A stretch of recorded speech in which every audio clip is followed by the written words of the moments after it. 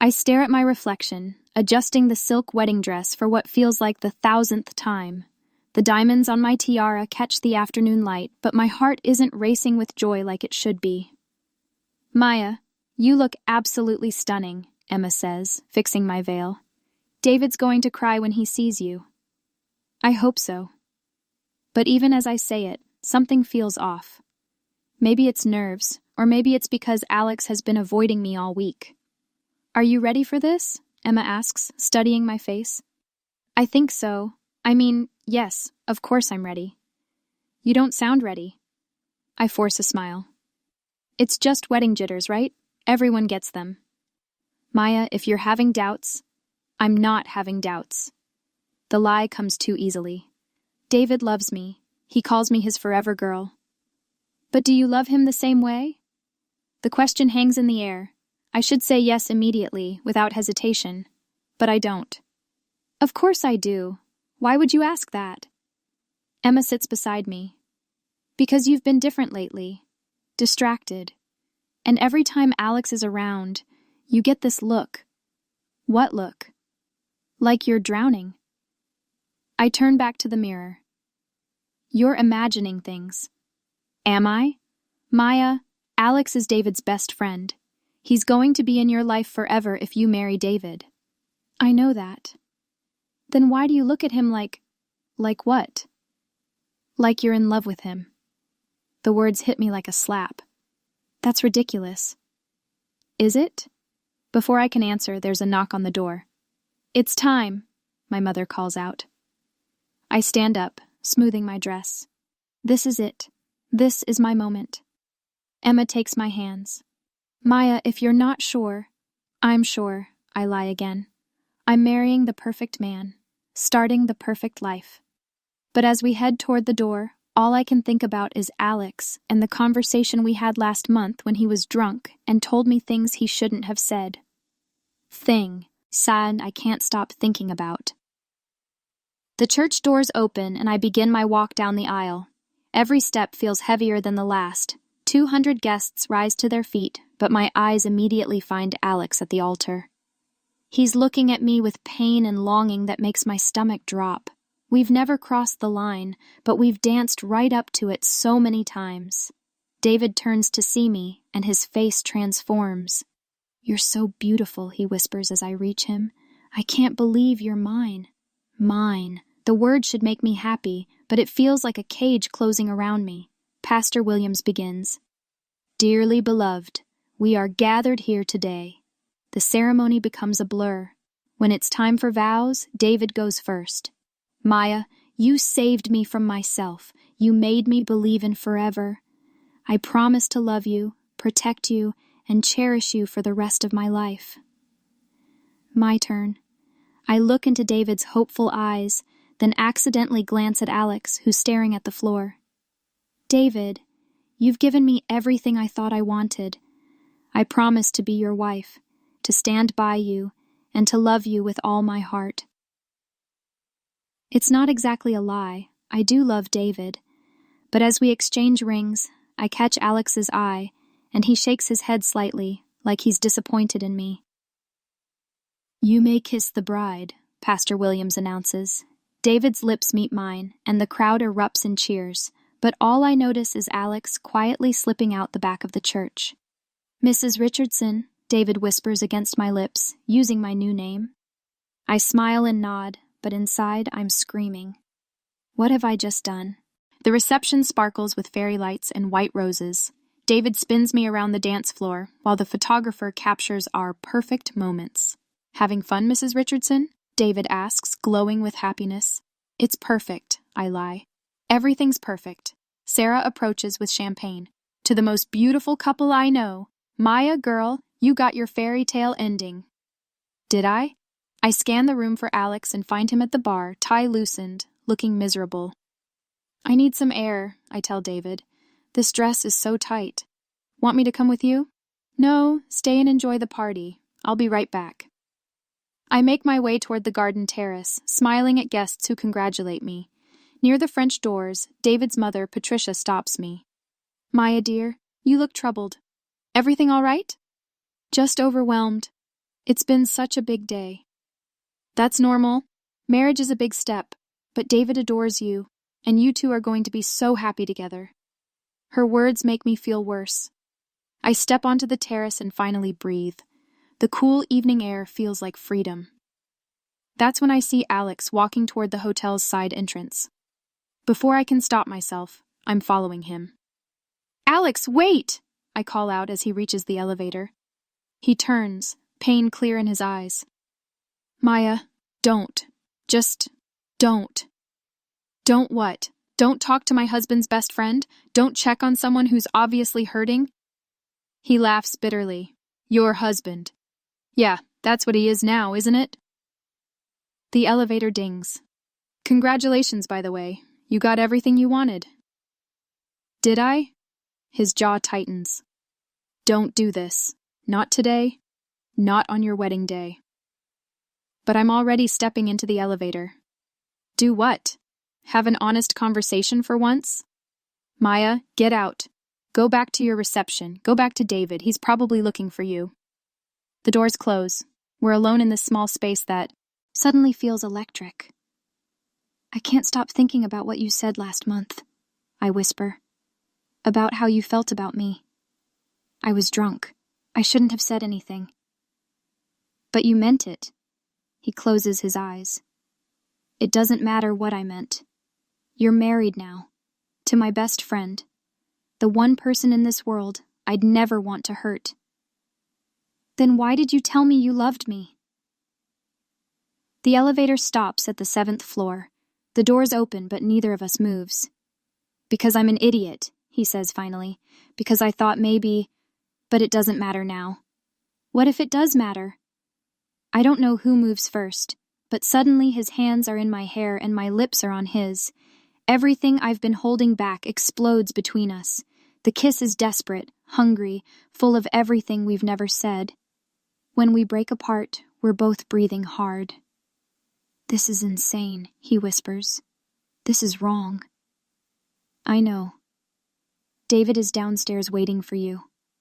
"I know. If we do this, there's no going back." "I know." But when he takes my hand and leads me down the hall to his room, I follow anyway. Because for the first time all day, I'm not pretending to feel something I don't, even if it destroys everything. I wake up in Alex's arms, and for one perfect second, everything feels right. Then reality crashes down like a tsunami. I'm married. I got married 4 hours ago. My husband is probably downstairs looking for me while I'm naked in his best friend's bed. "Oh, God," I breathe, sitting up so fast my head spins. "Oh, God, what have I done?" Alex stirs awake. I see the moment he remembers, and his face goes pale. "Maya, this can't have happened." I'm scrambling for my wedding dress. "This didn't happen. Maya, stop. We need to talk about this." "Talk about what?" I'm crying now, ugly sobs. "Talk about how I cheated on my husband on our wedding night? Talk about how I'm the worst person in the world?" He tries to touch my shoulder, but I flinch away. "You're not. Don't touch me. This is all your fault." "My fault? You followed me up here, Maya. You kissed me first. You should have said no. You should have pushed me away. You're supposed to be David's best friend." "I am David's best friend. And I've been in love with his fiancée for over a year. Do you think that's been easy for me?" His words hit like a slap. In love with me. For over a year.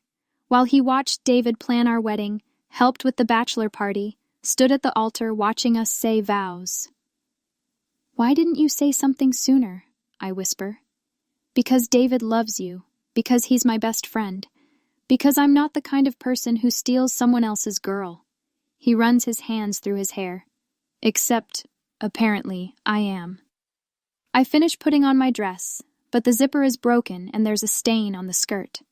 I look like exactly what I am, a woman who just cheated on her wedding night. I have to go back. I have to pretend this never happened. "Maya, no. We never speak of this again. Ever. Do you understand me?" He looks at me for a long moment, and I see something die in his eyes. Yeah, I understand. I walk to the door, then turn back one last time. "I loved you too," I whisper. That's what makes this so much worse. Then I leave, abandoning my heart in room 712. I slip back into the reception through the garden entrance, hoping no one notices my appearance. But something's wrong. The music has stopped, and there's a crowd near the head table. Patricia is crying, and Emma is frantically looking around. Maya! Emma rushes over. Where have you been? We've been looking everywhere. I was just getting some air. What's wrong? Why is everyone... David collapsed, she says, voice shaking. He's been asking for you for the past hour, and when no one could find you, he started panicking. He kept saying something was wrong, that you would never just disappear. My blood turns to ice. Collapsed? Is he okay? The paramedics are with him now. Maya, where were you? Your phone was going straight to voicemail. I realize I left my phone in Alex's room. I was in the bathroom, feeling sick. I must have lost track of time. It's a terrible lie, and Emma's looking at me like she doesn't believe it. Let me through! That's my wife! David's voice, weak but determined. I push through the crowd and find him sitting in a chair, pale and exhausted.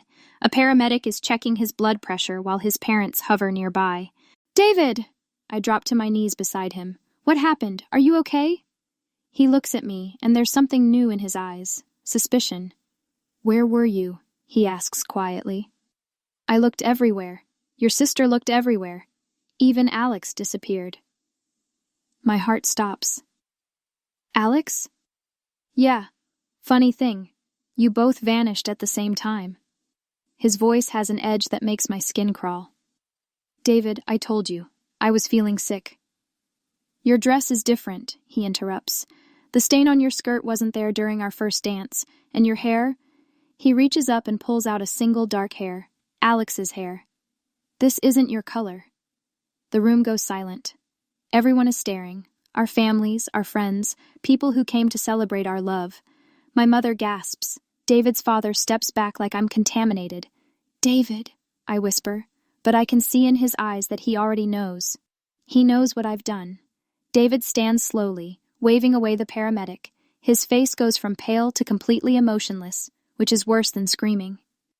Everyone out, he says quietly. Family and wedding party stay.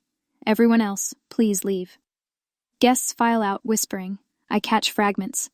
What's happening? Did she really? On their wedding night? The shame burns through me. When only family remains, David turns to me. I'm going to ask you one more time, Maya. Where were you? I open my mouth to lie again, but then Alex enters through the main doors. He's changed into jeans and a t-shirt, carrying a bag like he's leaving. Our eyes meet, and I see my guilt reflected in his face. David follows my gaze and sees Alex too. I watch my husband's heart break in real time. Alex, David says, voice barely a whisper, tell me I'm wrong. Tell me my wife wasn't in your hotel room while I was down here having a panic attack. Alex freezes. For a moment, I think he might lie, but then he straightens his shoulders and looks David in the eye. I can't tell you that, man. I'm sorry. Emma gasps. David's mother cries harder. My mother looks like she might faint. How long? David asks, his voice broken. This was the first time, I say desperately. David, I swear, we never... How long have you been in love with him? David interrupts. I can't answer. I can't lie anymore. But I can't tell the truth either. About a year, Alex answers for me. I've been in love with her for about a year. David nods like this makes sense. And you, Maya? How long have you been pretending to love me while wanting him? I wasn't pretending. I do love you. I married you. No, David says, pulling off his wedding ring and setting it on the table. You married me while you were in love with someone else. There's a difference. He turns to Alex, and I see 20 years of friendship dying in his eyes. Get out. Get out of my sight before I do something I'll regret. Alex looks at me one last time. Maya, Go, David says louder. Just go. Alex leaves, and I know I'll never see him again. David turns back to me, face completely empty. "Our marriage is over," he says simply, "before the honeymoon even began." And just like that, my perfect life crumbles to dust. The next morning, I wake alone in our honeymoon suite. David never came up. I called 17 times. No answer. The room is filled with wedding gifts we'll never open and rose petals that now mock me. There's a knock. For a second, I hope it's David. Instead, it's Emma, looking like she hasn't slept. "We need to talk," she says, closing the door. "Emma, I know what you're going to say." "Do you? Because I don't know who you are right now. The Maya I know wouldn't do this, wouldn't destroy her marriage 4 hours after saying I do."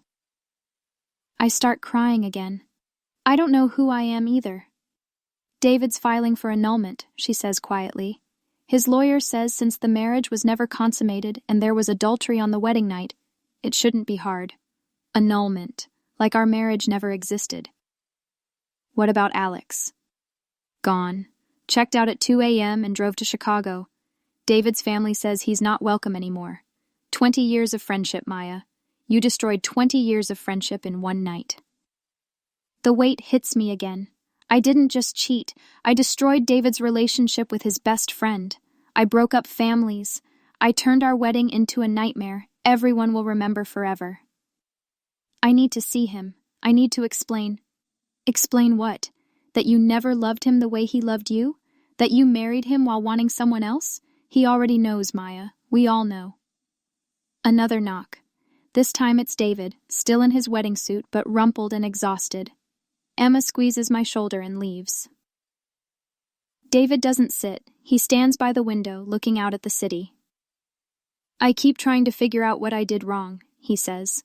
"What I missed. Were there signs? Did you try to tell me you didn't want to marry me?" "David, you didn't do anything wrong. This is all on me." "I know that," he says, finally turning to look at me. "But I still can't understand how the woman I loved could hurt me like this. I never meant for this to happen. But it did happen, and now I have to live with the fact that my wife chose my best friend over me on our wedding night." He walks toward the door, then pauses. I hope he was worth it, Maya. I really do.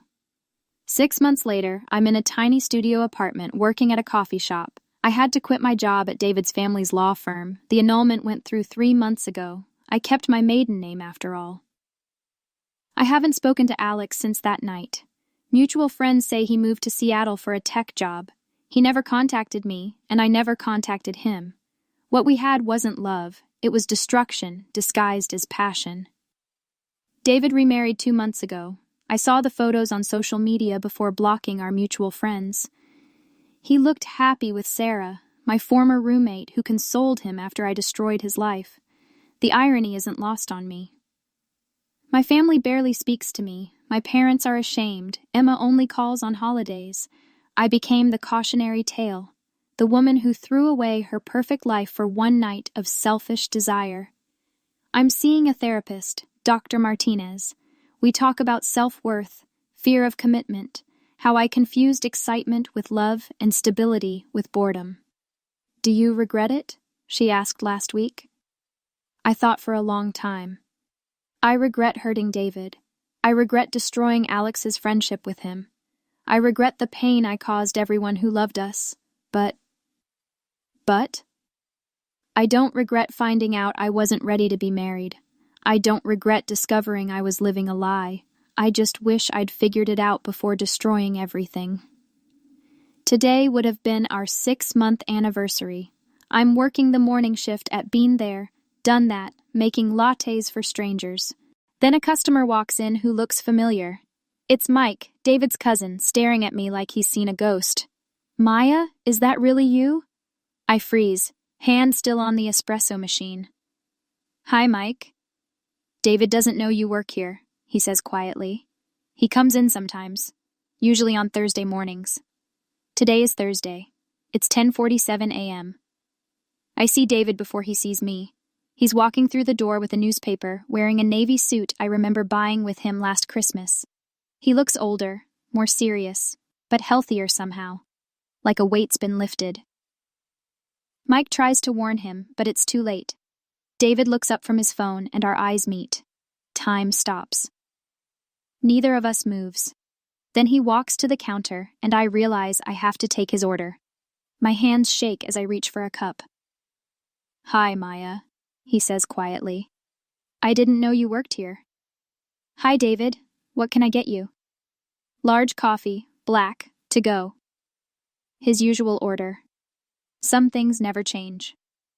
I make his coffee in silence, aware that other customers are watching. Someone probably recognizes us from that wedding disaster that made local gossip pages. "That'll be $3.50, I say, holding out the cup. When he takes it, our fingers brush for a second, and I feel nothing. No spark, no longing, no regret, just the ghost of what used to be. "I heard you got remarried," I say. "Congratulations." "Thank you." He pauses, looking at me carefully. "You look different. Happier, maybe?" I consider this. Am I happier? I'm certainly more honest, more aware of who I am and what I want. I've stopped pretending to be someone I'm not. "I'm working on it," I say finally. David nods. "That's good. That's really good." He turns to leave, then stops and looks back one more time. "For what it's worth, Maya, I hope you find what you're looking for." And then he's gone, walking out into the morning sunlight with his Fee and his new life, leaving me behind the counter with mine. I take a deep breath and turn to the next customer. "What can I get you?" I ask, and for the first time in 6 months, I mean it when I smile. 1 year after the worst day of my life, I stand in front of another mirror, getting ready for my first day at a new job. I got accepted into a graduate program for counseling psychology, inspired by my therapy journey. Dr. Martinez says I have a gift for understanding people who've made terrible mistakes.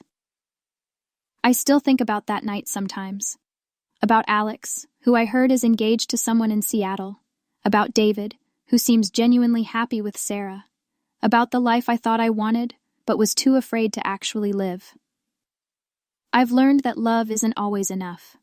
That sometimes the worst thing you can do is what teaches you who you really are. That destroying everything isn't always tragedy. Sometimes it's the only way to build something real. My phone buzzes with a text from Emma, who's slowly forgiving me. "Good luck today, sis. Proud of you for starting over." Starting over. That's exactly what I'm doing. I look at myself in the mirror one more time. I'm wearing a simple blue dress, small silver earrings. My hair is shorter now, easier to manage. I look like myself. Not the person I thought I should be, but the person I actually am. It's been a long, painful year of consequences and growth. I hurt people I loved. I destroyed relationships that mattered. I made the worst possible choice at the worst possible time. But I also learned that even the worst mistakes can lead to the most important truths. And sometimes, when you lose everything, you finally find yourself. I grab my keys and head out the door, ready to help other people navigate their own disasters. After all, I'm an expert now,